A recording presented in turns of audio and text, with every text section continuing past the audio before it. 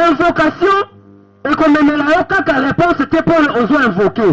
Mais il faut aussi lire les dossiers et puis il y a des mauvaises voies. Il y a beaucoup de choses que tu es en train de commettre, c'est ce qui fait que bénédiction ne peut pas aussi m'envoyer. Tu as invoqué l'Éternel, il t'a exaucé. Mais au Bimi Libanda, tu es dans la pornographie. Au Bimi Libanda, tu es dans l'impudicité. Au Bimi Libanda, Kotonga Batuyo, Koyina Batuyo. Tu as un cœur qui est noir. Comment est-ce que tu veux que ta prière arrive jusqu'à Jésus?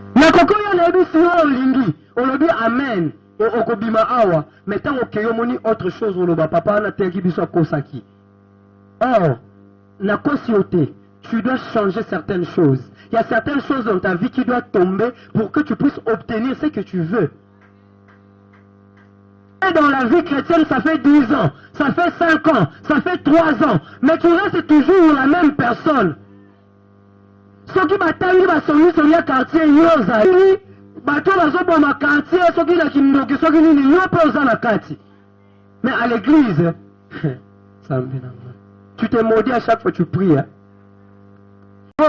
Qui pendant longtemps, aujourd'hui, n'a dit que ma sacola est belle les colonnes. Mais pourquoi les lots? La Bible dit, au commencement, c'était la parole. La parole était avec Dieu. La parole elle-même, c'est Dieu. Les lots Jésus. Seigneur Dieu, te bonne au moment où on a ma boko na yo, papa. Tu as célébré kaka gloire na yo, katikati na oesika. Bana na yo batiki bandaku, batiki misala na bango. Peut-être bazaki na makambo zaki peut très important, mais va comprendre que cause de la présence na yo Adonai est très très important. Baye a na rencontre, ya kokuta na ngai retité, kasi baye kokuta na yo Seigneur Jésus. Na yebite nini eza mitungisi na bango, na yebite nini oyo baluki pendant longtemps. Mais pourquoi le nom Seigneur? Pour ça la biso eza osala ya kokamwa. Mutu moko abima lolenga yela kite. Totikeli au moment oyo po osala. Tika ete milimo nyonso oyo ezali contraire ya volonté na yo et c'était au nom de Jésus-Christ de Nazareth. Totikeli o Yesu ngwende na yo po na kokonza. Glorifie ton nom ce soir, Seigneur Jésus. Glorifie ton Fils et que ton Fils te glorifie. La Bible déclare, confiez-vous à l'Éternel, vous serez affermis, à mes serviteurs vous réussirez. Motomoko aoumeli l'échec na pokwa lelo, abima awa akoma kolonga au nom de Jésus-Christ de Nazareth. Tobeleli Seigneur na yo, katikati na oesika, na kombo na Yesu Kristo. Amen. Tobeteli kono maboko, manifeste joie na yo, nazo sentir yo te, nazo mona yo te. Na yo ka ba mama bazawa, na yo ka mololo moko ya mama moko, o aza na posa nzamba sa ile quelque chose na poko lelo. Amen. Merci. Merci beaucoup pour honorer l'invitation à Bisson à poko lelo. J'ai dit un grand merci à mon ami d'enfance, le pasteur Yannick Kei qui est là. Ndako ya mabapa te ndako pambwamite. Na yebi ke alinga pena honneur te mais place nzwami atelema po mosala nzamba za katikati na oesika. Tango zo telema to beti maboko fona ko yamba ye. Merci beaucoup pasteur Yannick. Et j'ai dit un grand merci à toi qui s'est permis à te déplacer Kolongwanda Kokokoma katikati na oesika. Et un grand merci à ma mère qui est là. Et belé baebi maman oabota reti matezolote, maman Jeanne azawana, mutu oaboya kolongola zeli na ngai, atangisa ngai na mbongo ne ya pasi ya kotinga ba collège, ba école à cher. Na ebite soki mama kokotelema po bamona yo pe mama katikati na oesika. Merci beaucoup. Merci. na honoré pe présence ya mama ya siki katikati na oyo esika. Maman oaza conseillère nanga, même quand na dungisaka espoir yazalaka toujours wana mpona koremonte nga moral. Aza belle-mère na ngai, maman telema tobeteli kolo maboko. Merci. Et puis na pesi yo merci vanda maman, na pesi yo merci na yo muto se déplacer sans yo liloba nzambe côté ya ma lolenge longo banete. Nous sommes dans notre grand thème de ce soir, Eza intitulé J'ai invoqué l'Éternel et il m'a répondu. Tout au long, il y a 2 jours où nous avons été bénis par notre frère, le frère béni, à Pesaki Biso, la définition qui toko à remontaki biso moral makasi, ko la kisabiso différence entre kobondela pe ko invoquer. Frère Béni alobela kibiso mingi na o ngana kangaki sur le verbe invoquer. Alobi invoquer en hébreu signifie kara et en grec cela signifie epikalea mahi. Nalobi bien? Epikalea mahi. Vous comprenez que wana ezaki dépôt au frère Béni a pesaki biso donc et dans la définition littéraire on dit invoquer, ça veut dire appeler à son secours, à son aide par une prière. Et notre thème eza evandi na texte de base na biso o ezali le livre à Jonas chapitre 2 tozobanda na 2e verset tina 3. Donc sans plus tarder, je me dis que to telemato honoreli lo banzambe poto kota na vie via parole na biso eloko to eli na poko lelo. Jonas chapitre 2 2e verset au 3e verset, je lis au nom du Seigneur Jésus. Nazo kayote. Amen. Pourquoi besoin de lire makasi boye? Jonas chapitre 2 2e verset au 3e, je lis au nom du Seigneur Jésus-Christ. Amen. Jonas dans le ventre du poisson pria l'Éternel son Dieu. Il dit, dans ma détresse, j'ai invoqué l'Éternel et il m'a exaucé. Au sein du séjour de mort, j'ai crié et tu as entendu ma voix. Amen. To betel kolo maboko to vandi, betela kolo maboko.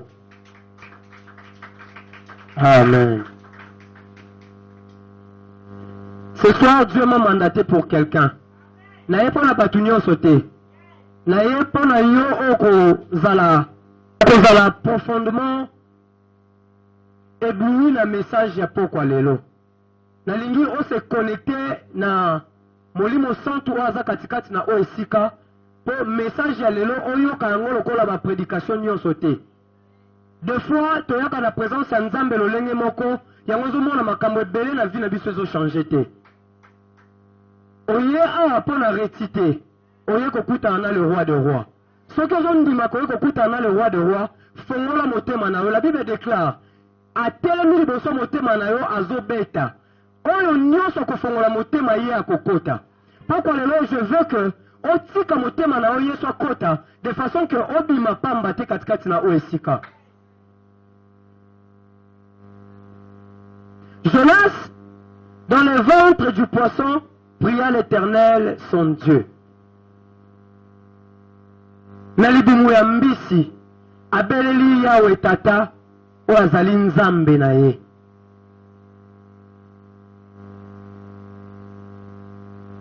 Il dit wana na kati ya libumu ya mbisi alobi, dans ma détresse j'ai invoqué l'Éternel, na pasi na ngai nabeleli kolo yawe et il m'a exaucé. Français n'a dit ça clair. Alors dites que dans ma détresse, j'ai prié Dieu. Jonas n'a pas fait comme Bartimée. Bartimée, lorsqu'il a vu Jésus, il a crié, Fils de David, aie pitié de moi. Mais lui, vu que son problème était intense, imagine que tu te retrouves dans le ventre du poisson. Au moment où récit biblique de fois, tout le temps, on a livre, il y a un comprendre la grandeur dans le côté. Imaginez pendant que on se retrouve dans la carte de Mbisi. Je ne pense pas que yo soit tant que quoi invoquer Nzambe. Pourquoi na yo lo baki sili? En chacun de nous nous zaboé. Peut-être aux ana comme quoi télémenio, ils ont représenté ventre et poisson. Peut-être que tu es en train de traverser des moments où les gens qui s'acquèrent, on a liberté. Tu es enchaîné, tu es enfermé. Pendant que les autres dorment, peut-être Boutou ou l'Exawana Mayamisu. Peut-être Boutou ou l'Exawana ba questionnement. On va se retrouver dans le même cas que Jonas. Il oppose la carte à l'Ibumambisi. Il y a un moment que on criait, on priait, on suppliait au moni makamboe salamate. Pourquoi? Parce que Nzamba lingi olo wana niveau ya ko supplier, olo wana niveau ya ko invoquer et ya ko prier au côté na dimension ya invocation. Tant que nous te côté na dimension ya invocation, et ça moment où faut na ezaka activer ma kasi. Quand on invoque l'Éternel Dieu, tu as sûr qu'à répondre biso. Et ça la mabonde li musuto salaka. Il y a déjà efficacité dans le on va peine n'engue na zo bonde la bwenzamba zo kanga quelque chose de nouveau et ça la makati nangai. Na ebite yo li bumambisi na weza nini? Peut-être eza stérilité, peut-être eza bobola, peut-être eza ba loi ya famille, peut-être eza maladie chronique, peut-être eza maladie hérédité. Okute na libota na yo maladie moko boye, o bino nyonso na kati ya famille bozobela yango. Mama na ya bela yango, koko na ya bela yango, bandeko na yo bazobela yango, yo poza na kati ya même situation. Ce soir, j'aimerais que tu élèves ta foi, tu élèves ta compréhension. L'homme ne peut utiliser que ce qu'il comprend. Ce que tu ne comprends pas, c'est difficile que on utilise yango. Et ça passe si on sale la makambo ou yoso comprendre te.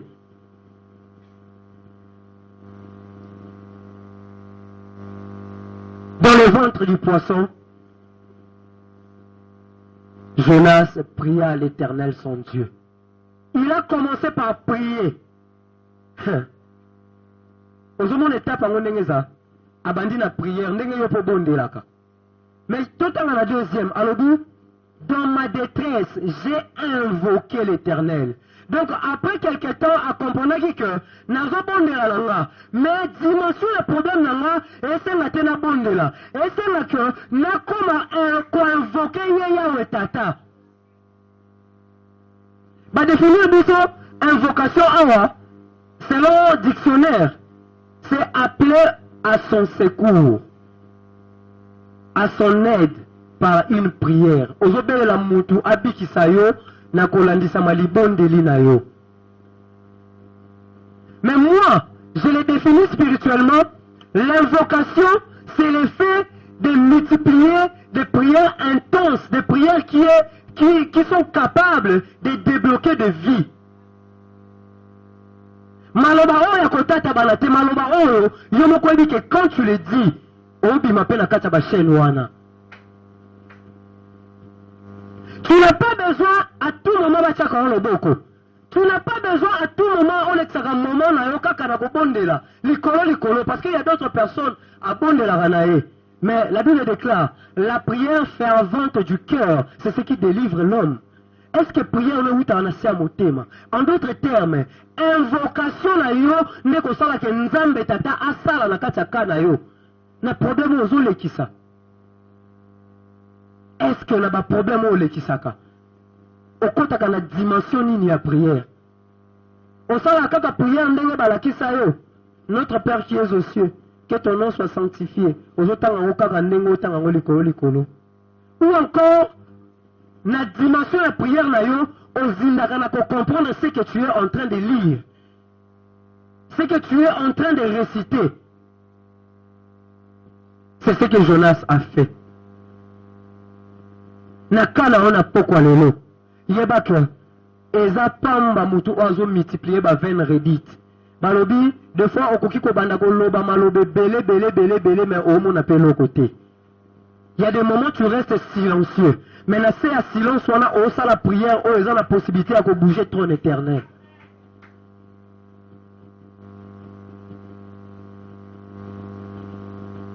Est-ce que tu arrives à invoquer ton Dieu? L'invocation plutôt vaut mieux que la prière, vaut mieux que les supplications. Il y a des moments où Abraham, merci Seigneur Jésus, le Père de la multitude, et là qu'on qui a détecté que on a dans le kabazaba ange ensemble. Et cette dimension, il y a que croire que la promesse on nzamba pesaye réalisation est possible. Deux fois, aux alakata liboumwa poisson, mais aux omicha bas souci. Or, la Bible dit, même quand tu traverses la vallée de l'ombre de la mort, tu n'as pas à craindre. Yuka, pensez au Ezana. Lamentation, chapitre 3, versets 55 à 57. Yuka, pensez au. J'ai 55, ok. J'ai invoqué ton nom, ô Éternel, du fond de la fosse. Tu as entendu ma voix. Ne ferme pas l'oreille à mes soupirs, à mes cris. Au jour où je t'ai invoqué, tu t'es approché et tu as dit, ne crains pas. Lorsque tu arrives à invoquer l'Éternel et que tu es sûr que makamozolo banzamba kosalango tel que tu l'as dit, yolongola kobanga. Deux fois, ozobondela mais yomoko déjà, otie ba garde-fou. Donc on peut si ba solution na makamuna yo yomoko. Ce n'est pas à toi de donner la solution. Kobanga ezolekela yo tellement, omituna na ajo na komi nango. Est-ce que nous appelons à rebonga les sous? Est-ce que nous appelons à kosala les sous? Est-ce que nous appelons à voyager les sous? Les est-ce c'est ce qui tue. Yango mona, vu na yo, ils ont changé té. On s'est posé combien de questions yomoko? On m'a dit tant de terre là-bas. Ezaka moyen moko to tinda yo pe okota na kati ya vi na yo. Osalaka introspection. Koloka kamate ya lokola ba parole kaka pamba te. Mais kota na kati ya mituna na yo. On mituni combien de fois? On milobeli combien de fois? Est-ce que makambo zo milobela ne peut son solution?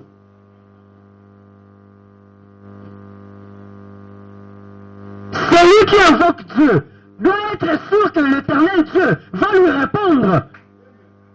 Jonas a vu la réponse avant même de demander l'iboumois poisson.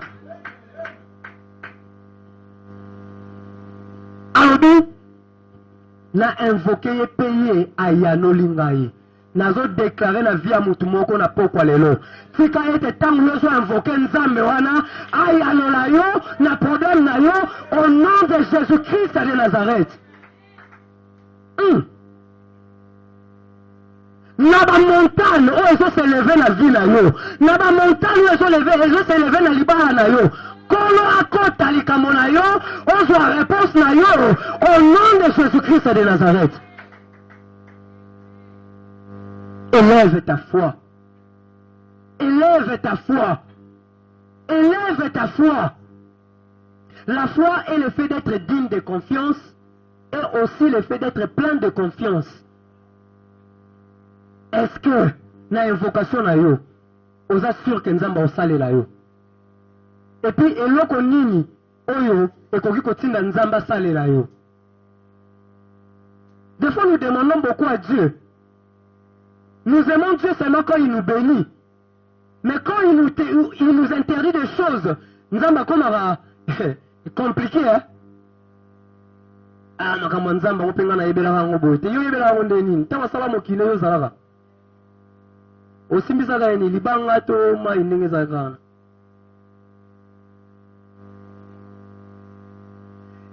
Il y a les interdits na kati ya makambo oyo. Yoka na livre ya 2 Chroniques. Yoka na 2 Chroniques makambo kola zo ebisa biso. 2 Chroniques chapitre 7 verset 14. 2 Chroniques chapitre 7. Chapitre 7 verset 14. Si mon peuple sur qui est invoqué mon nom s'humilie, prie et cherche ma face, et s'il se détourne de ses mauvaises voies, je t'exaucerai des cieux. Je lui pardonnerai son péché et je le guérirai je guérirai son pays. Ozomona que invocation et comme la réponse était pour ozo invoquer, mais il faut aussi lire l'idosson naïe. Et puis, balobi, on s'est détourné dans la mauvaise voie naïe. Il y a beaucoup de choses que tu es en train de commettre, c'est ce qui fait que bénédiction ne peut moi aussi m'envoyer.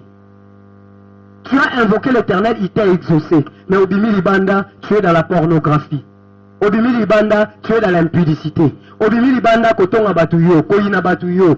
Tu as un cœur qui est noir. Comment est-ce que tu veux que ta prière arrive jusqu'à Jésus? Nakokoya Nebisio, Pamala Masa, Zoa Lingi. On le dit Amen. Et Okobima Awa. Mais tant que moni autre chose, on le bat papa, na tengi biso Kosaki.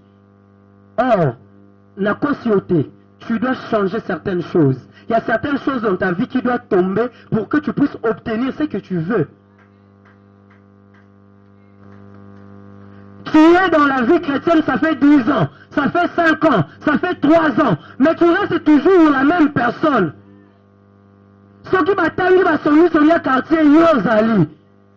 Ce qui batangi bato bazobo ma quartier, ce qui na kindoki, ce qui ni yopo ozana kati. Mais à l'église, tu t'es maudit à chaque fois que tu pries. Hein? Invocation na yo ole memela bénédiction ezo kangela lola. Renonce na nzela mabe. Renonce na ba mauvaise voie na yo. Et allez prier Dieu. La Bible déclare, quand la chambre na yo dans les secrets. Toi tu pries Dieu seulement si tu es à l'église. Est-ce que chez toi, tu as l'habitude de prier? Au salaka culte na katanda kuna yo. Obenga mbal na papa. Au moins un problème où était les biso il y a longtemps. Ce que tu as solution te biso mi balé mutoyo zo la biso solution zate. Sarah azaki na complicité na mobile na ye yango mona simba ki mwana. Papa biso te biso lobi.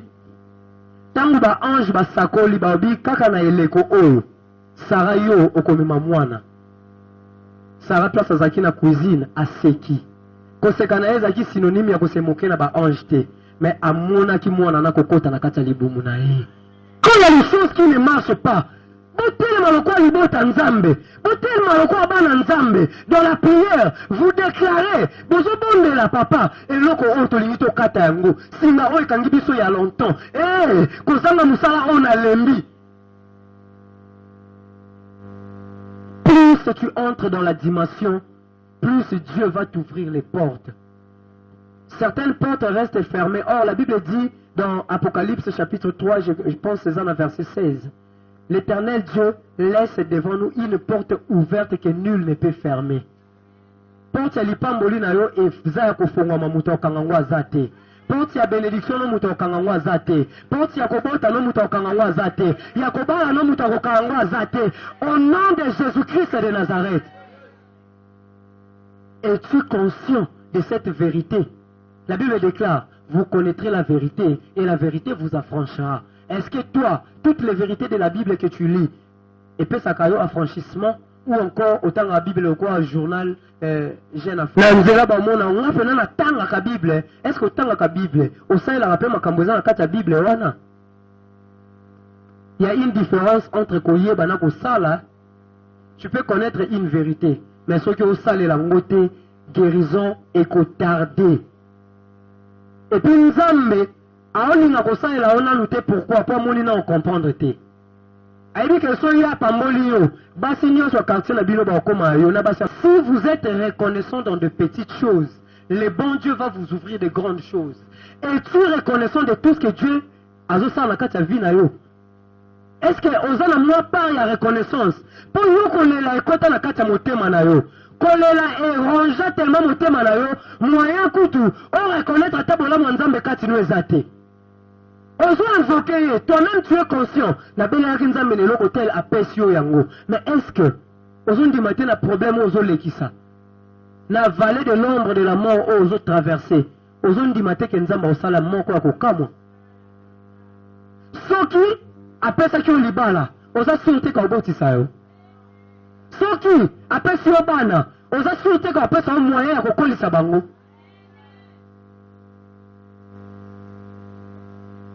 Maman nanga, belle-mère nangai, maman Yasiki. Alobara nanga toujours. Nzambe oto sa la soza en confiance na ye. Ata mokili et telemelio. Yo okolonga toujours. Confiance ya kopesa na Nzambe. Yango ezo sala ke babwakeli yo maladi na 12h ya délivré na 13h. Élève ta foi. Élève ton esprit. Banda komona kati na oke, il y a des choses qui peuvent changer. La Bible déclare, Dieu crée l'homme à son image et à sa ressemblance. Et il les crée tous deux, l'homme et la femme. Il les bénit, il leur dit, multipliez-vous, soyez féconds, dominez sur les poissons de la mer, sur les oiseaux du ciel, sur tout animal qui se met sur la terre. Mais tant que yoba sakole yo maladi, pour aller aux dimango. À quel hôpital ba ebisi sikre na même matin bi mo nga tikela na makambo ano lo balanga. Il y a certaines choses et ça la melopo yo zone dimango. Au monde qui est normal biso pena na famille batu basala kate. Biso pena na famille papa na biso banda botama asale lo côté nga pena osale lo côté. Non, tu n'es pas ton père. Tu n'es même pas le fils de ton père. Tu as été créé à l'image et à la ressemblance de Dieu.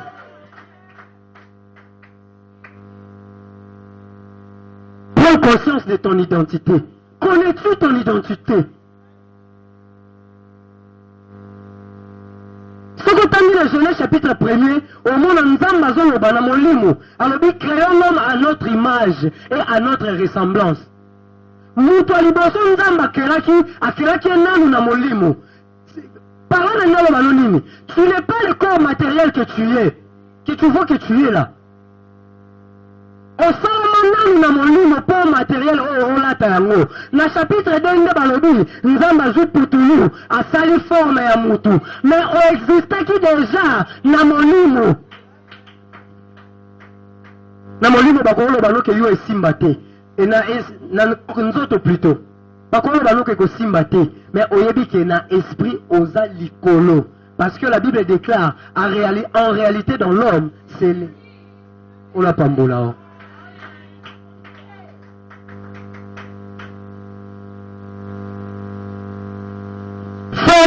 Il y a qu'on reconnaître que il y a qu'on soit ozoluka ezali boso qu'on nie comme ma négation na makamunyo so mabe o batu bakoki oloba sur yo comme ma négation na makamunyo so olo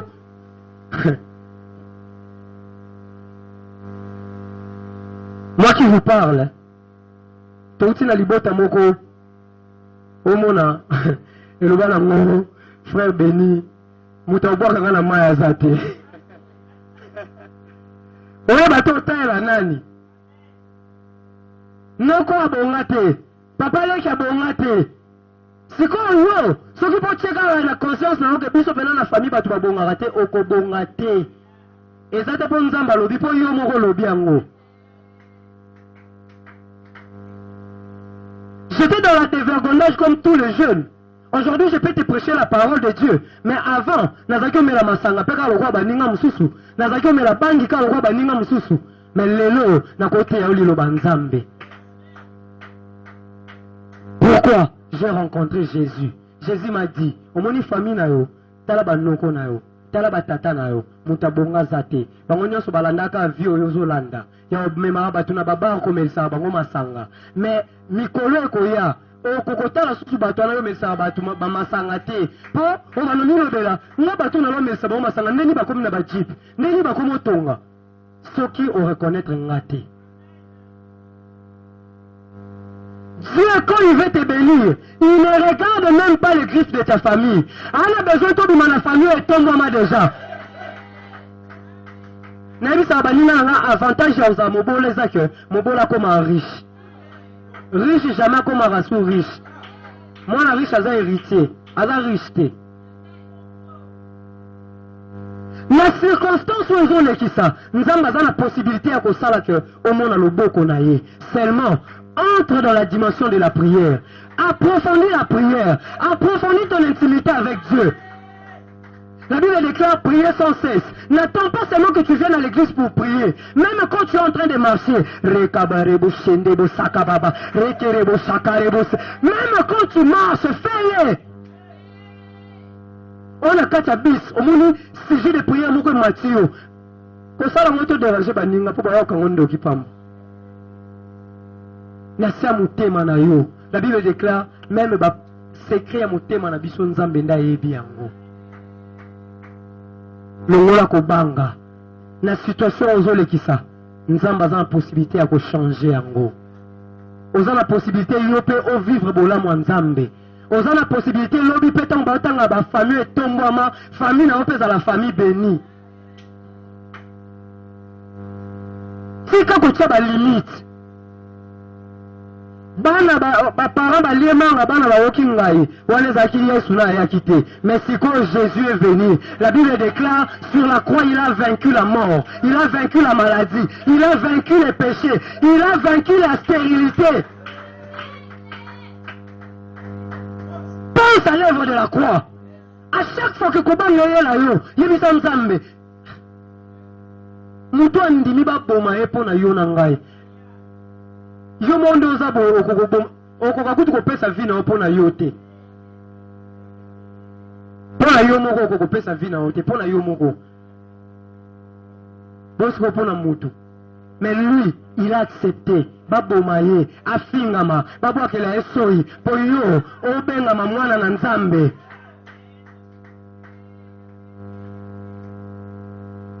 Jésus.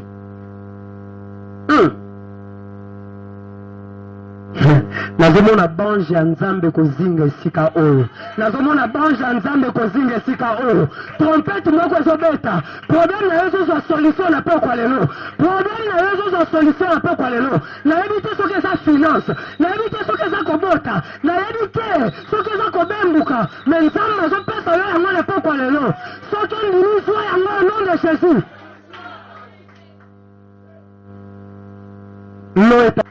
Longola kobanga.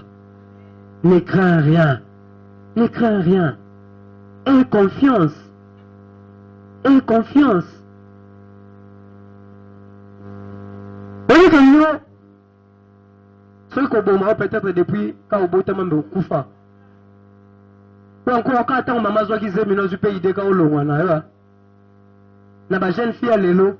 Ou ba toilette na bango comment au la cimetière. Yopi bakoko longola obongo. Mais ce qui nous a permettre yo au vivre, aux ala en bonne santé ti lelo, c'est qu'à la mission moko sala na yo. Situation aux qui ça elembisa ote. Na souka ndoko comprendre que vous êtes victorieux, vous êtes victorieuse. Dieu veut t'enseigner certaines choses. Oh yo, élever maturité na yo pour comprendre yango. Makambo belé, ezo sala me la biso, eza manque ya conscience. Papa te ya biso alobi. C'est la caractéristique de prophète prophète Miché. C'était parmi les prophètes au Bazalaki qui résidait dans le conseil surnaturel et Nzambe. So Nzamba sali ici réunion à l'eau la yepe okende. Nature ya Job. Satan a attaqué à l'obi Nzambe. Yenda pesa ki yenda zu. Or ce n'était pas Dieu. Makambo belé. Vu que vous avez localisé problème na yote. Yango mona osala ba prière vaike vaike. Or, l'ikofi yo okangé la koto et ebimé la koto. Il y a une cause causale. Qu'est-ce qui fait que Jonas a ébissi bango, na kata boîte ou bomona, ndenge bomona timiltide oro. nyonso ezoleka eza ngai soki bobwaki ngai na mai ye ayebaki cause ayebaki ke ye naza cause ya malheur ya baninga eske makambo ezotungisa oyebi cause nango yango moni osala bapriere ezosimba te parce que ozokoka koatake source te yeba source ya problème na yo soki oyebi ke eza hérédité ya famille banda kotelemela yango. Nous sommes des enfants de Dieu. On n'est pas obligé d'héréditer n'importe quoi. Soki na libota na yo babota ma babola. Soki libota na yo bango bakendaka musika te. Bana batanga classe te. Yo oza la possibilité ya kosala exception. La classe batangisi biso babi l'exception existe toujours.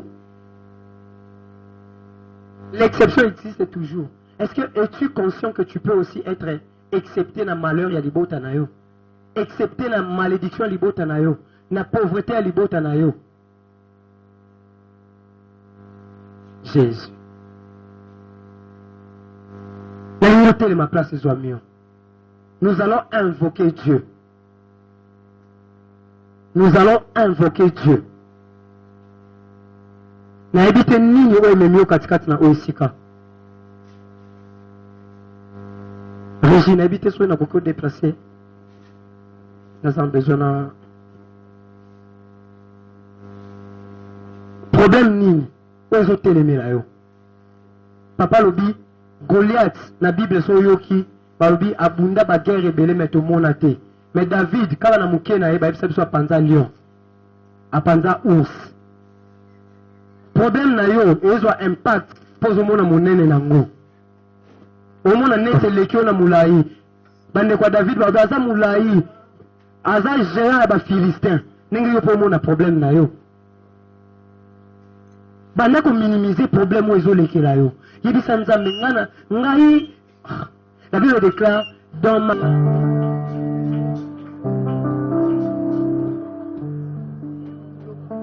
salanga bolamo Sambalola salanga bolamo O salanga bolamo Sambalola salanga bolamo O salanga bolamo Yahweh salanga bolamo Sambalola salanga bolamo Salanga bolamo Yahweh salanga bolamo Sambalola salanga bolamo Okozi pusana lisusu Sambalola pusana lisusu Opusana lisusu Sambalola pusana lisusu Yoka pusana lisusu yawe Yoka na bandoto na yo ozolotaka wana kati ya libulu Misi waza azolota azana ba chaîne aza enchaîné. Et puis tant on la muka azo sentir pena neti ya solo ba chaîne za ko kangaye. Ozo ba partenaire mais zo simba karaté. Okomi moi si azo changer mibali à plusieurs reprises. Ba tia molimo wana pona nini? Pour ba limite que vie na yo ezwa éclaircissement, éclairage nzambe kota katikati na yo. La Bible dit il est le chemin, la vérité et la vie. Pourquoi le lot? Ozo déclaré, na ba relation nanga, viezo kota, na libala nanga, viezo kota, na mosala nanga, viezo kota, to bonde na kondima na kombo na Yesu Kristo. Bondela, bondela, bondela.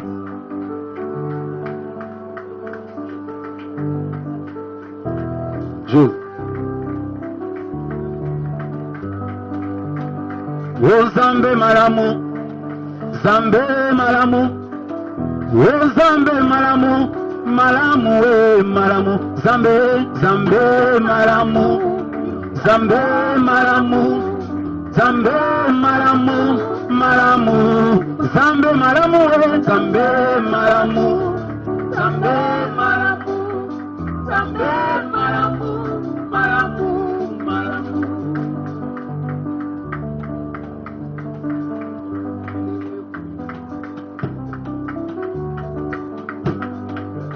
Oh Yesu bolingo, Yesu Yesu bolingo, oh Yesu bolingo, bolingo bolingo, Yesu Yesu bolingo, Yesu bolingo, Yesu bolingo, bolingo bolingo. Obeta na mosika na komata, okutana na mobali ya libala, Yesu bolingo, Yesu bolingo, Yesu bolingo, Yesu bolingo, bolingo, Yesu bolingo, bolingo, Yesu bolingo, Yesu bolingo, bolingo. Oyemba ongana ngayo kumama makasi nangayo kumama elika nangayo kumama makasi nangayo kumama emba yozali zambe maina bele ananye maina kende ko wapiye ronde nguba na bomoye ronde mapana bomoye osulise kwa babeye maina bengayo nanye maina bengayo nanye maina bengayo nanye maina bengayo nanye ronde Yesu nangaye ronde kima nangaye ronde makasi nangaye ronde kima nangaye halo halo mobali nanga halo halo mobali nanga nabengayo nani mobali nanga bolingo ya motema nanga natombola nani natombola nani natombola nani natombola nani bolingo ya motema nanga bolingo ya motema nanga bolingo ya motema nanga bolingo ya motema nanga yaya yonde mobali nanga yonde mobali nangai bolingo ya motema nanga mokoro ya bateme nangai matoro tuna kanga motuna esko lingi Yesu lokola mokozi pe mobikisi na yo yoke yano nangai yoke yano nangai nalingi mobali nangai nalingi mobali nanga nalingi mobali nanga nalingi mobali nanga Jose kena famasi na tuni moto koteka kisi besanga kisi ya malaria ayebisinga ezali besanga kisi ya tifoide ayebisinga ezali besanga kisi Nzambe ayoki kolela na yo atali ba difficulté au traverser amoni confiance aux otiela ye même pona mwana na mobali azotungisa yo molimo Nzambe ebisinga na yebisa yo kobundisa ye lisusu te kogangela ye lisusu te mais yo koba na kotia na mabondeli mpe sala basacrifice mpo na ye batie esprit moko na nsima na ye mpo ye arandaka yo toujours mawa vi na yo koba na kokende bien mais soki kaka kokomi na point wana omona amertume ekota na motema na yo nazobondela mpo na yo na pokwa lelo makambo nazoloba ekosalama automatiquement omona esengo kokota na motema na yo mpe mwana na yo aza mosakoli bonene na kati ya mokili oyo bazomona étoile na ye yango bazobundisa ye Seigneur Jésus basi ya Kongo ekolongola bozambe na yo te olela na ngai ekolongola bozambe na yo te basi bozambe na yo nde ekolongola pasi na ngai kasi bozambe na yo nde ekopesa ngai libala yonde mobali na ngai yonde mobali na ngai kolangisa motema na ngai basi ya Kongo ekolongola bozambe na yo te olela na ngai ekolongola bozambe na yo te kasi bozambe na yo nde ekolongola pasi na ngai kasi bozambe na yo nde ekopesa ngai libala yonde mobali na ngai yonde mobali na ngai kolangisa motema na ngai yonde mobali na ngai